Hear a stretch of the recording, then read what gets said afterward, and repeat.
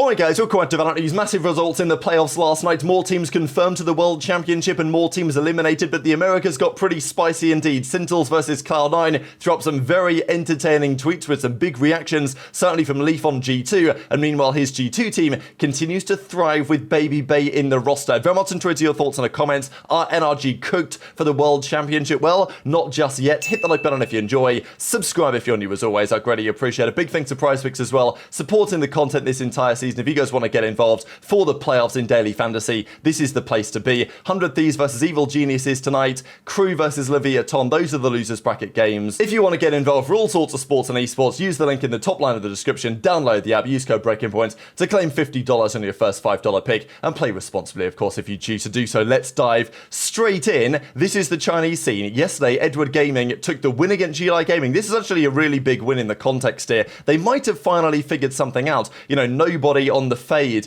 There might be something in this. EDG, actually, with Gen.G, got a dub. Not just a dub, but an impressive dub against XLG. And Gen.G, look at him go on the Rays, on the Neon. 13-11 game one, big game from Gen.G. And then the Crow was a pretty similar story. So, yeah, exciting to see that maybe Edward have figured something out. Obviously, having said that, it's not over yet. They're currently playing Billy Gaming, but they are up 1-0. They won the game one binds. The game two's just about to get underway. So we'll see. Look, all of these teams have qualified now for the World Championship anyway. We know that Edward historically are pretty dominant domestically. Whether they'll switch it on again here, and maybe if they've, turned a bit of a corner, they could give it a go to try and go back-to-back at the World Championship, but I'd say that the chances of that are pretty damn slim. These are your four teams at the World Championship in China: XLG, Billy, Edward, and Dragon Ranger Gaming. And as we know, both XLG and DRG are Ascension teams, which is kind of remarkable to look at that region this year. This is Europe, so big results yesterday. Liquid took down Giant.X,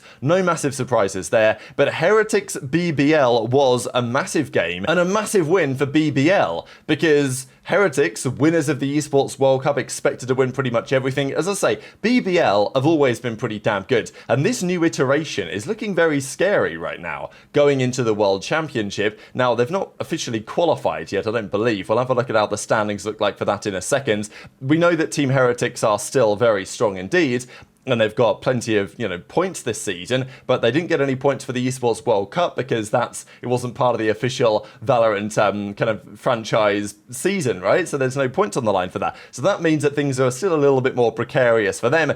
And Heretics will be expected still to be a good team, but I'm just impressed that BBL, every year, there's always one team that towards the World Championship, they really catch form and they start to make a run, and maybe that could be BBL over the results of yesterday. And then they're in the upper final, so they're guaranteed. The very worst they can finish is third. If they lose, they drop to the lower finals, so BBL will be guaranteed at least 4 more points onto their current standings, and we'll have a look at that right about now. So BBL are at 12 points, Fnatic are qualified with 18, Liquid are at 60 now, Heretics are at 14, BBL are now up to 12 because they're now guaranteed all those points. So it's not guaranteed they make it, but the chances are good because all of their rivals now cannot make it to champions unless they make the finals. So Vitality, Na'Vi, KC, Giant.X, they have to make the finals. And look, BBL, they could very much just beat Liquid, make the finals and guarantee it themselves.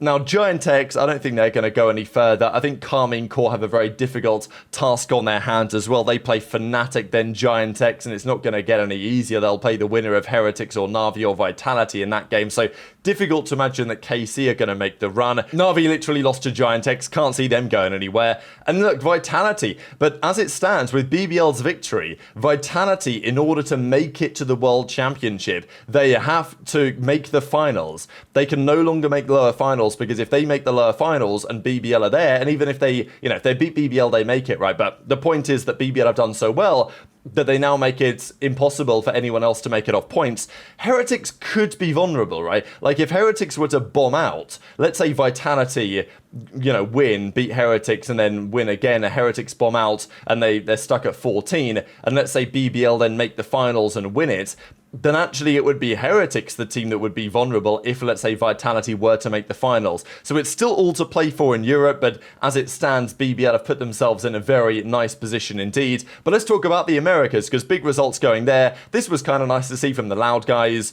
yeah, they've had a difficult season. Nobody denies that. But at least they had a decent meal, I suppose. You know, here's Pankada, Robbie BK, and those guys, as he says, great times are bound to come. Lots of ups and downs this year for sure. But let's talk about Sen. They played Cloud9 last night. This was a competitive series. Now, interestingly enough, it wasn't Narrate's best series, and he's been having absolute banger series game after game recently. It was inevitable that Narrate would not necessarily do that every single time, and when he didn't, Sen still won, which is impressive, right? But also Cloud9, they played commendably. Not a complete shambles in the playoffs as we have seen before. This is pretty funny though, right? The Sen guys having a little team meeting here with Zoms before game 2, and they lost game 2. So probably that, that discussion didn't go to plan. But eventually it did go to 5 or go to 3, and Zellsis, big little 1 versus 2 here to take the 6-2 victory, or to take the 6-2 advantage. And at that point, Sentinels were unlikely to squander it. This caused a bit of drama. So we know that C9, Choke 9, right? They've always been called this in the playoffs. And, well, because of the way that this transpired for Cloud9, you ended up having Net getting thrown into the graphic here. Sensei know the signs of choking.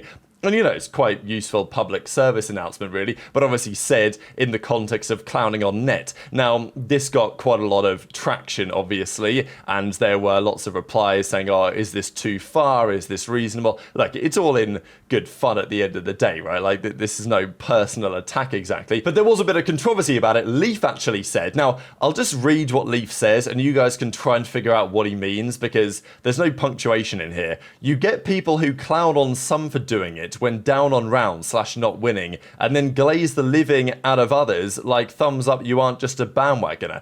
So I think really what he's trying to say is that there's a bit of a double standard with players that get clowned on for, let's say you stand up and talk a bit of trash to the other team. If you then lose, then there's some players that get clowned on for that, and for the standing up and talking trash thing, and some players get celebrated for it. So, as Leaf says with, let's say, Zeltis, for example, my point is the community picks and chooses who they want to make fun of and just bandwagon, not even a Sentinels diss, but it's lame to see people make fun of Net and glaze others. Maybe just the Americas is like this, because internationally it isn't like that, but it's weird behavior, he says. So, look, it is what it is. At the end of the day, it ain't that deep, in my opinion. But Sentinels do get the dub. Cloud9 go down. As I say, it was a close series. Narrate was fine. Bang didn't have a great one either. So, with Narrate and Bang not playing that well, look, Narrate was still fine, right? But compared to his recent level, he's not been at that level. And Bang had a difficult series too on the controller. But Zeltis stepped up. Zekken stepped up. John QT stepped up, and it was enough. They won the Corrode. It's been a pretty good map here for Sen so far. I think they're pretty happy with Corrode in the pool.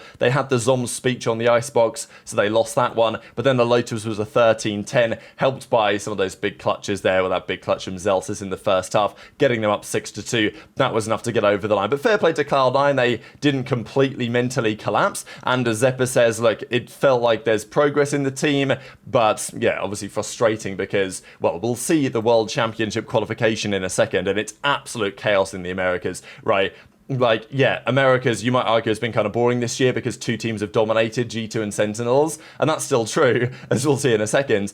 But the rest of the league, it's so wide open in terms of World Championship qualification. But let's talk about that other game, right? Because G2 NRG was a banger. Well, it kind of was a banger, but it was a bit confusing. Like, this was one of the most insane clutches that I've seen in a long time, right? Some with a 4K, 1 versus 3. He gets the first kill, pops the spike again. He then baits out Trent coming through. I mean, it's absolute chaos what we're seeing on the screen here. And then he goes through the smoke on the bind, gets the final kill, hops the defuse, gets it just in time. Like, just generational clutch out of Som to make it 12-7 and give NRG a chance. And they did pretend that they were going to make a bit of a comeback, but then the very next round, they just lost to the Thrifty. It was just like such a shambles. So, it's classic NRG really, but G2 do get the victory. Som really tried his best this series, but to be fair to G2, they've been just looking better and better with Baby Bay in the team. And it actually, to me, gets very interesting now in terms of what this G2 team actually does. Because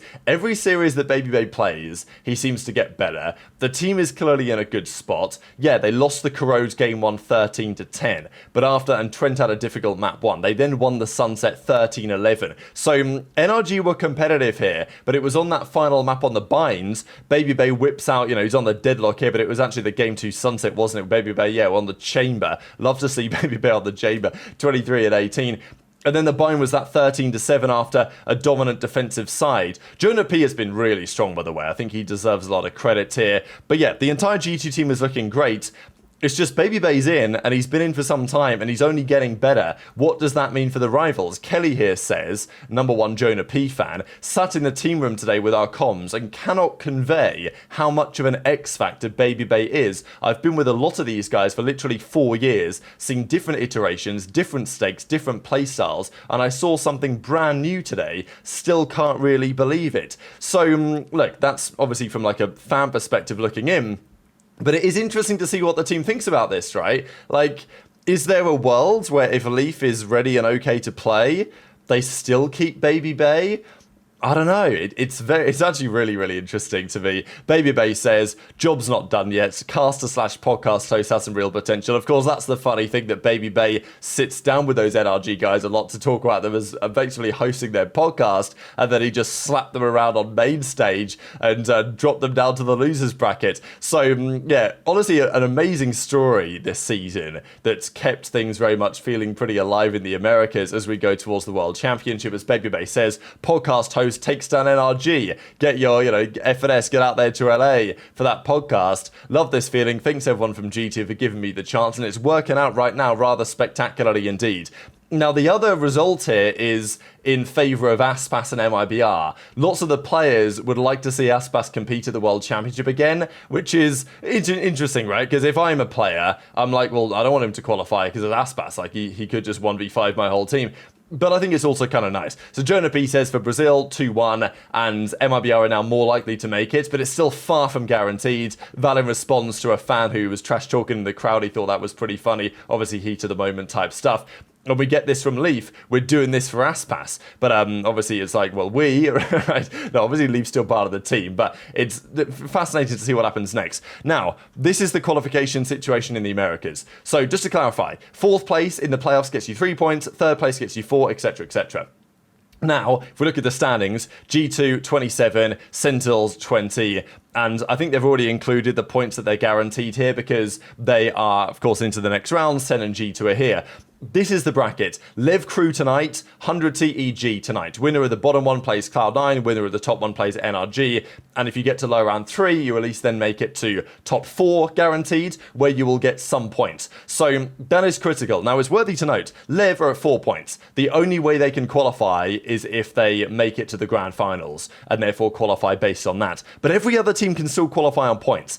Let's say Evil Geniuses come 4th. They will get 3 more points, and that will put them at 9, which could be enough. If they come 3rd, they will get 4 more points. That will put them at 10, and there's a good chance that G2 and Sen make it to the finals, and therefore it really comes down to the point standings. So, yeah, just look at this. It's absolutely all to play for in the Americas. I mean, all of these results are so critical, but the teams that get eliminated tonight and, tomorrow, right? So the games today and tomorrow in lower round 2, all of those teams eliminated will be cooked from the tournament, except from possibly Crew, because 7 might still be enough, but I think it's very, very unlikely, actually. Yeah, someone will overtake them if they're on 7, so they will have to get through the rest of this tournament. Anyone eliminated in the next couple of days will not be going to Champions. So very much enjoyed your thoughts on all this stuff in the comments. Hit the like button if you enjoyed, subscribe if you're new, take care, and I'll see you next time.